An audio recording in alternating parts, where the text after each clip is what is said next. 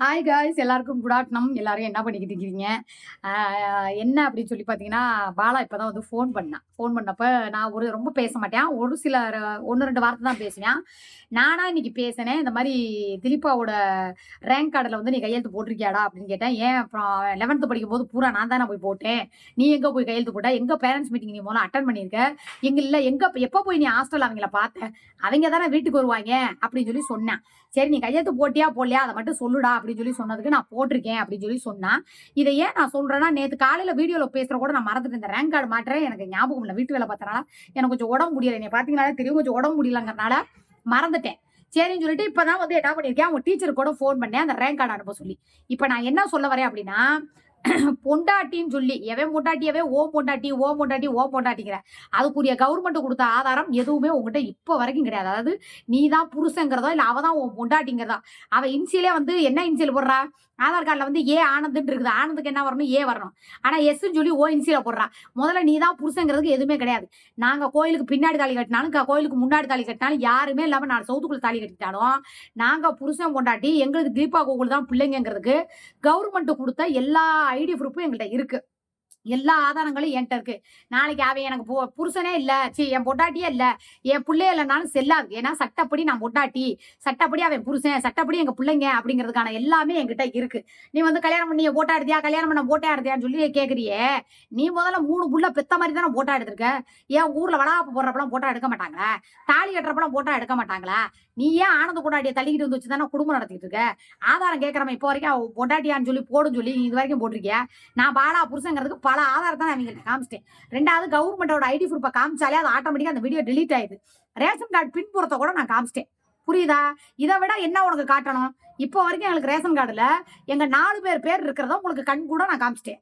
ஆதார் கார்டுல யாரு இன்ன வரைக்கும் நான் என்ன இன்சியல் போடுறேன் அப்படிங்கிற வரைக்கும் உங்களுக்கு தெரியும். சரியா? இப்போ நீ என்ன கேட்டிருக்கனா, நீ வந்து திலீப்பாவோட அந்த ரேங்க் கார்டுல பாலா கையெழுத்து போட்டு தான் காட்டு, நான் மொட்டை அடிக்கிறேன்னு சொல்லி நேற்று நீ சொல்லியிருக்க. அதை நான் மறந்துட்டேன். ஆனா என் தங்கச்சி எனக்கு ஞாபகப்படுத்தி விட்டா.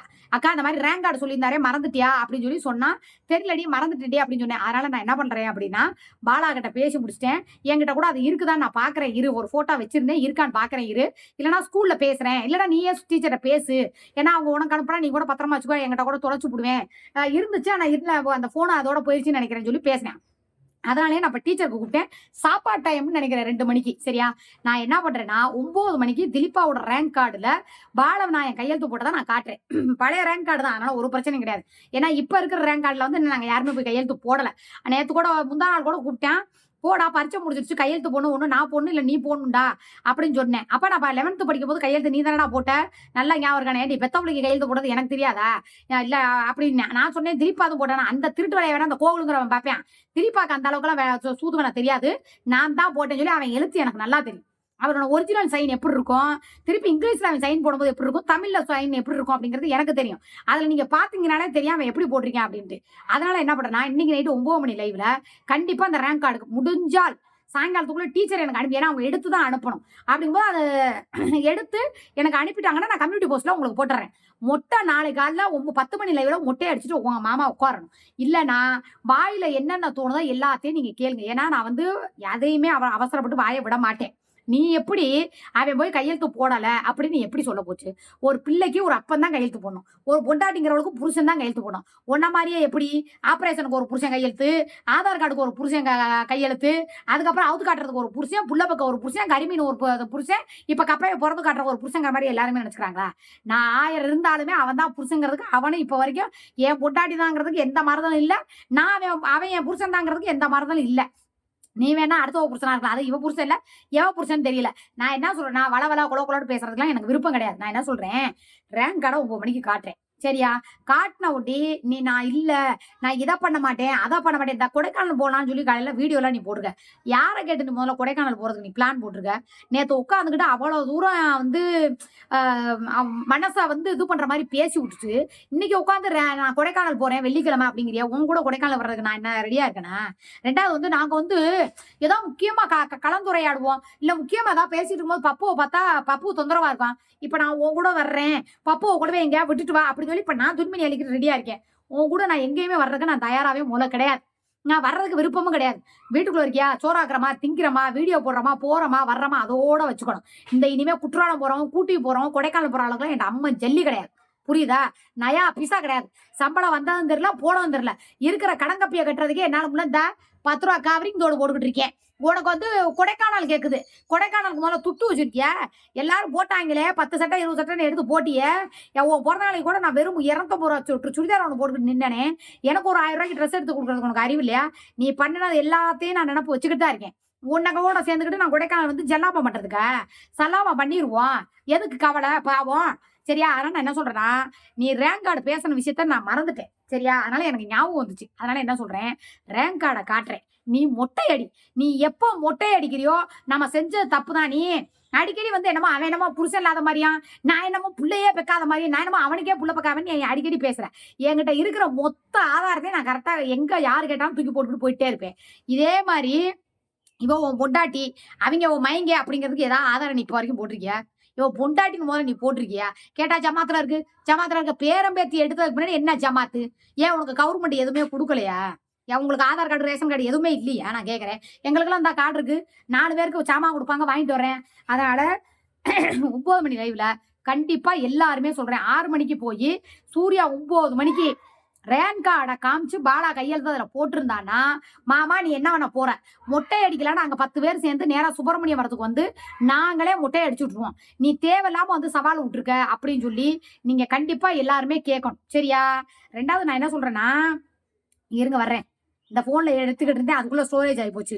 நம்பர் இல்ல. டீச்சர் போனும், வாத்தியார் போனும், எல்லா போனுமே இதுக்குள்ளதான் இருக்குது.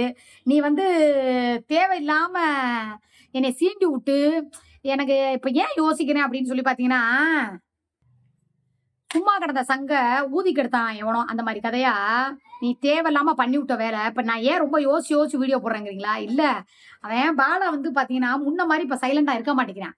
இப்ப என்ன உனக்கு பிரச்சனை? எதுக்கு ரேங்க் கார்டை கேட்கிற? எதுக்கு கேட்கிற? என்ன பிரச்சனை? ஏதாவது அவன் குடைச்சல் பண்றானா, இல்ல தேவையில்லாம ஏதாவது பேசுறானா அப்படின்னா நான் அவன்கிட்ட சொன்னேன்.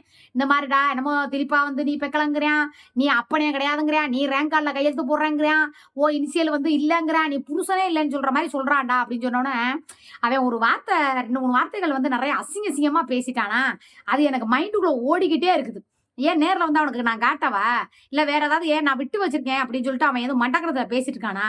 நீ ஏன் இப்போ ரொம்ப தயங்கி தயங்கி பேசுற? ஒரே ஒரு காரணம் தான். பிள்ளைங்க 2 பாத்துக்கிற.